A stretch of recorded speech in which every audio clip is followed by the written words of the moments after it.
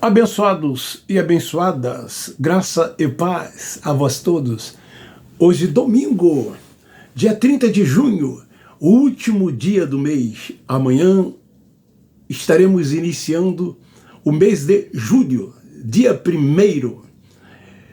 Queridos, antes de eu fazer uma leitura e dizer o tema de hoje e entrar na mensagem, eu quero me dirigir a algumas pessoas que estão entrando nos meus comentários. Um nome é um tal de Leocádio. Ele perde um tempo tremendo escrevendo uma porção de coisas sem fundamentos, e um tal de César, acho que Ferreira, os dois. Eles escrevem os mais puros absurdos. Eu quero me dirigir a eles dizendo que eu não vou perder tempo em respondê-los, porque o véu está posto sobre cada um deles. Eles são cego, guiado por cego dentro dessas sinagogas. Eles não respeitam tempos verbais, eles não respeitam remetente nem destinatário, eles não respeitam para quê, por quê e para que foi escrito. Eles vivem antes da cruz, eles vivem os dias do Cristo Nazareno. A mente está cauterizada. Não adianta tentar explicá-los que eles não irão entender.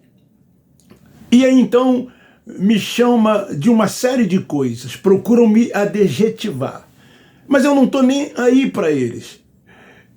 Eu quero só dizer a esses e a alguns outros que eu não sou nenhum leigo, mas também o entendimento que eu tenho, ele independe de capacidade acadêmica, de capacidade secular e até mesmo teológica.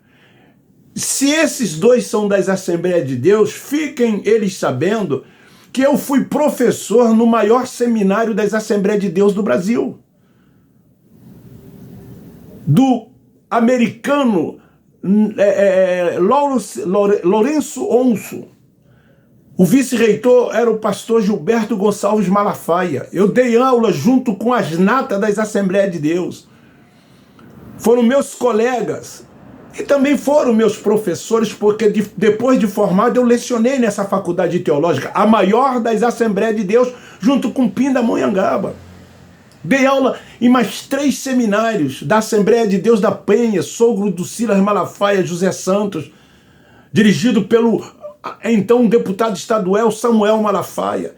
Dei aula no seminário da Assembleia de Deus de Duque de Caxias, pastor Francisco Libório. Dei aula no seminário da Assembleia de Deus Vitória em Cristo, do apóstolo Elias Rezende. Secularmente, eu tenho formação jurídica, com pós-graduação em Direito Administrativo e Administração Pública. Eu sou formado na área contábil.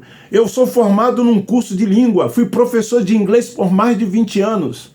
Então, eu não sou nenhum leigo, como vocês tentam me taxar, mas todos esses conhecimentos, mesmo os teológicos, nunca me trouxeram entendimento sobre a palavra, porque eu ensinei aquilo que eu aprendi, aquilo que o sistema queria que eu ensinasse. E é assim que vocês fazem dentro desses lugares. Vocês futuralizam, vocês buscam interesses e conveniência, vocês andam debaixo de preceitos dos homens, debaixo ainda do rudimento da lei de Moisés. Vocês vivem antes da cruz.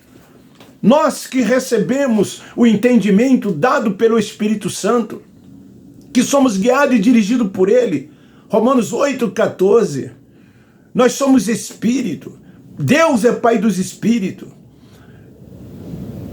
Então, fica aí esta palavra principalmente para esses dois, um tal de Leocádio e um tal de César Ferreira. Quantas e quantas vezes vocês entrarem lá, eu vou remover. Vocês estão perdendo tempo. Responder, nunca irei responder, porque o véu está posto sobre cada um de vocês, porque vocês são carnais. E Paulo, o apóstolo que recebeu a revelação, ele diz que os carnais não discernem o que é espiritual. Por isso que vocês não conseguem alcançar esse entendimento, porque vocês são carnais, vivem práticas de obras, buscando autojustiça. Tá bom, o tema de hoje é: os homens procuravam a morte e ela fugia porque chegou o dia do Senhor. Por que pretérito?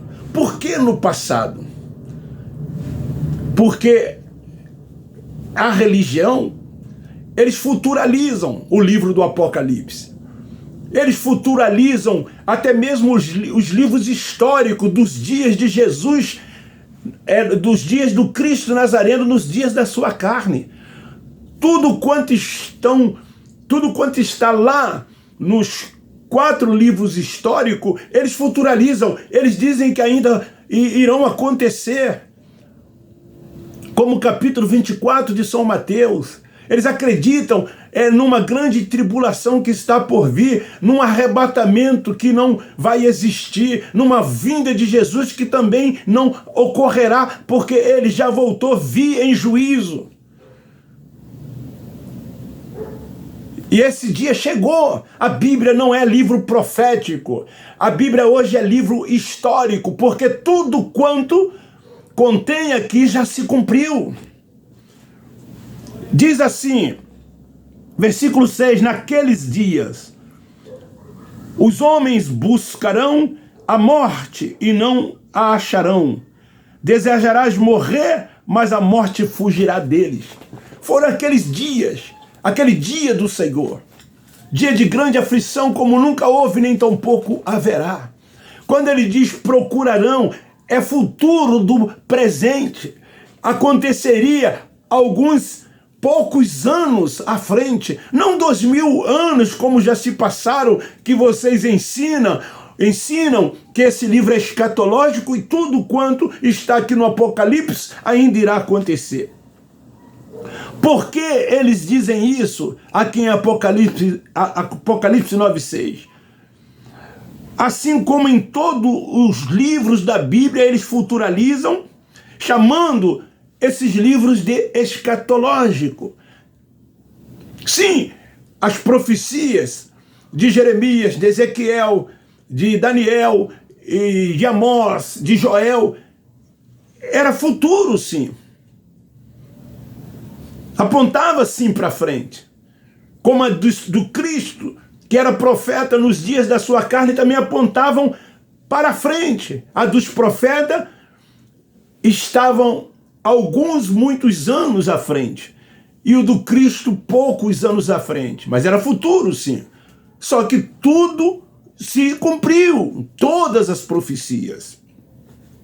A expressão, naqueles dias, dito por João, significava o juízo de Deus, que se deu no ano 70. Era isso que ele estava se referindo, João. Que eles não acreditam que já se deu, que isso aconteceu. Os religiosos evangélicos não acreditam, não, que isso já aconteceu. Eles aguardam esses acontecimentos que se deram do ano 66 até o ano 70 depois de Cristo. Tudo ocorreu naquela geração, a geração dos 70 anos. E o Apocalipse, ele foi escrito para o juízo de Deus. A revelação dada a João na ilha de Patmos, para as 7 igrejas da Ásia. Isso ocorreu, está tudo consumado, já aconteceu. Então essa expressão, procuravam a morte, se deu na tribulação. O Cristo Nazareno fala disso em Mateus capítulo 24. Ai das grávidas, ai das que amamentam naqueles dias. Seria dia de grande aflição como nunca houve e nem tampouco haverá. Nas aflições e nos tormentos daqueles dias, que estavam passando pelos soldados romanos, até que se completasse os dias dos gentios. O que diz a palavra? Jerusalém será pisada por eles. Está lá escrito em Mateus capítulo 21, 24. Isso aconteceu no fim do ano 70. Esses dias duraram 3 anos e meio. Foi nesse tempo que essa profecia se cumpriu, que os futuristas ainda acreditam que vai acontecer, pois eles creem na ressurreição dos mortos, eles creem no arrebatamento, eles creem na grande tribulação que está por vir, e finalmente eles creem ainda na volta de Jesus. Tudo ainda irá ocorrer, tudo ainda irá acontecer.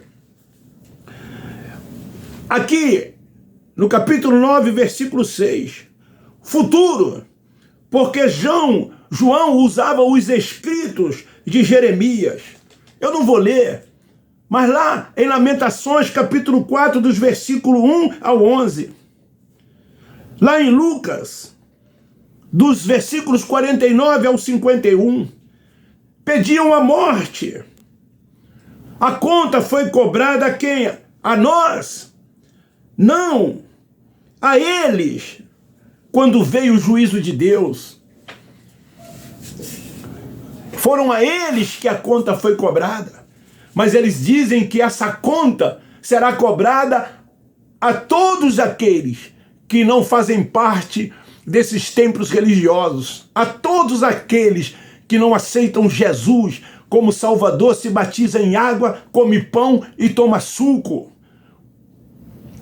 que não seguem os ritos da religião. Então, João diz aqui no versículo 9 e versículo 6, a morte fugia. Eles tinham que sofrer a conta. A conta que eles tinham era antiga. Eu vou ler sim, em Lucas, capítulo, acho que 2, Lucas 2, salvo engano.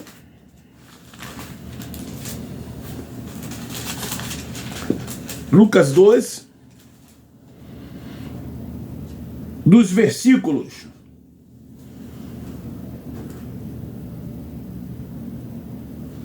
não é Lucas 2 não. Lucas 11, dos versículos 49 até o 51. Porque isso diz a sabedoria de Deus: profetas e apóstolos lhes mandarei, e eles matarão a um e perseguirão a outros. Portanto, desta geração, Leocádio, portanto, desta geração, César Ferreira e outros que interpretam os textos de forma literal, não respeitando os tempos verbais, as ocasiões, para quem foi escrito, o remetente, o destinatário. Fala aqui desta geração.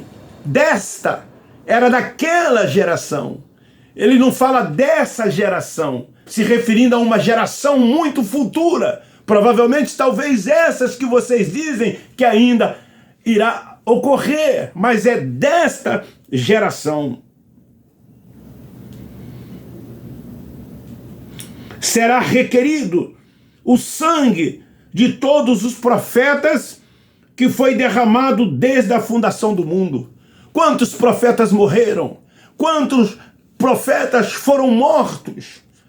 E Deus iria requerer daquela geração, do seu povo, dos judeus, desde o sangue de Abel até o sangue de Zacarias, que foi morto entre o altar e o templo. Assim vos digo, será requerido novamente desta pronome demonstrativo, geração. Eu às vezes fico assim pensando, apesar que eu sempre digo que não tem nada a ver com conhecimentos seculares, mas dentro dessas sinagogas tem médicos, tem juízes, tem promotores, tem advogados, tem engenheiros, tem dentistas, tem administradores de empresas, tem professores da língua portuguesa, mas eles não entendem esses pronomes, esses tempos verbais, porque aqui não precisa da revelação, não. Aqui só um pouquinho de conhecimento da língua portuguesa sabe que estava se referindo àquela geração. Ele iria requerer o quê? O sangue. Como isso pode ser para um futuro, para depois da cruz? Para os anos que ainda se virão, porque nós já chegamos no ano de 2024. É o tempo que isso foi profetizado. E no versículo 51 diz... No versículo 51 que eu quis dizer, desta geração. Isso ocorreu. A morte, querido, pertence a Deus. Ela é de Deus. Olha, Jeremias, capítulo 46. Que falta faz um computador, uma tela, né? Jeremias 46, versículo 10 diz assim: Mas este dia é o dia do Senhor, Deus dos exércitos, dia de vingança para se vingar dos seus adversários. A espada devorará e furtar-se-á, e embriagar-se-á com o sangue deles. Pois o Senhor, Deus dos exércitos, tem um sacrifício na terra do norte, junto ao do Eufrates. Dia do Senhor. Apocalipse também 1:10, dia do Senhor. Mas para os religiosos, sabe qual é o dia do Senhor? O domingo. Para eles o dia do Senhor é o domingo. Para os profetas e João era o dia da vingança. Para os religiosos é o domingo. Quando eles frequentam as escolas bíblicas dominicais que não lhes ensinam nada, porque ali não há entendimento. Paulo chama de alimentados com leite, sempre as mesmas coisas, não mudam. Entra anos e sai anos, sempre as mesmas coisas. Eu participei disso, 46 anos. Fui aluno, fui professor, fui superintendente. As revistas, de tempo em tempo, voltam com uma nova roupagem, mas com os mesmos conteúdos. Então eles não crescem no entendimento. Eles não sabem o que é crescer no entendimento. Quando a graça vem, quando a mente é ativada, você sabe o que é crescer no conhecimento de Deus. Você sabe o que qual é a perfeita, boa e agradável vontade de Deus. Você sabe o que é reinar em vida. Eles não sabem o que é reinar em vida. Eles estão buscando o reino, estão esperando ainda o reino, quando o reino está dentro de cada um de nós. O seu reino é paz, é alegria no espírito, é justiça e poder. Eles não sabem o que é descansar no Senhor. Nós sim descansamos no Senhor. Somos espirituais. Não ficamos presos às obras da carne. Não participamos desses cerimoniais, dessas liturgias. Não seguimos esses ritos que há dentro desses templos que eles chamam de igreja, mas são sinagogas. Deus não habita nesses lugares. O Altíssimo não habita. Lá nunca foi casa de Deus e não é casa de Deus. O templo da habitação de Deus é no meu espírito, é no espírito daqueles que têm essa consciência. E lá no nosso espírito ele testifica que somos seus filhos. Então diz aqui que procuravam a morte naqueles dias e a morte fugia.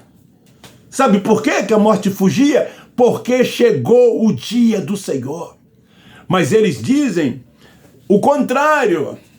Eles dizem que quando esses dias chegarem, é assim que a religião ensina. Os homens procurarão a morte e a morte fugirá deles. Quantos sermões, Quantos ensinos bíblicos, quantos estudos bíblicos eu vi, eles futuralizando, implantando medo e terror nos filhos de Deus, para prender os filhos de Deus dentro desses lugares. Olha, eu vou dizer uma coisa para vocês. Muitos desses pregadores, principalmente assembleanos e de outras grandes denominações evangélicas tradicionais, eles sabem que essa é a verdade. Eles sabem que a Bíblia é livro histórico. Eles sabem disso. Eles sabem que tudo já se cumpriu. Mas sabe o que falta neles? É a humildade para rever conceitos. Eu pergunto a vocês, isso vem de anos e anos e anos. Como que eles chegariam diante dos que frequentam esses lugares e dissessem para eles, olha, a gente achava que era assim, mas não é, é assim. O entendimento é esse. Eles não têm coragem de tomar uma atitude, de rever conceitos, e insistem a ensinar esses enganos, essas mentiras para os filhos de Deus. Lá no fundo eles sabem, mas eles têm seus interesses, eles têm as suas conveniências, porque eles sabem que se o entendimento vir, os status acabam. Se o entendimento vir, as nomenclaturas desaparecem. Se o entendimento vir, todos se tornam iguais.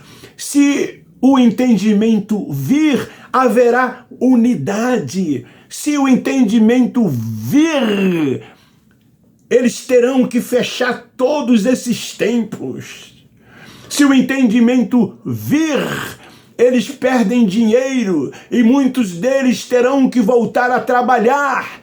E eles não se prepararam para o trabalho, preferem viver dos 10% dos filhos de Deus e de suas ofertas em cada uma dessas reuniões, que lhes trazem conforto, que lhes trazem mordomia. Eles têm os melhores planos de saúde, eles têm os seus filhos as melhores escolas, eles têm os melhores veículos, muitos têm até helicópteros, aviões, fazenda, casas em condomínio, comem nos melhores restaurantes, viajam o Brasil todo e para o exterior.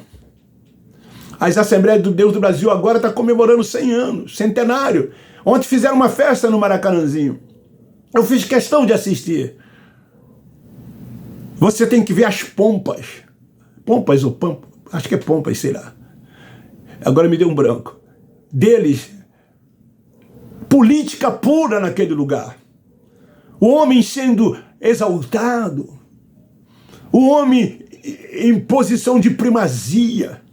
Um desfile de moda, tanto para homens quanto para mulheres. Deus não está nesses lugares. Deus sim está em cada um de nós. Mas é muita politicagem. Hoje eles misturam política com religião. Muitos desses pastores que ali estão têm cargos públicos. Se vendem para políticos. Essa é a mais pura verdade.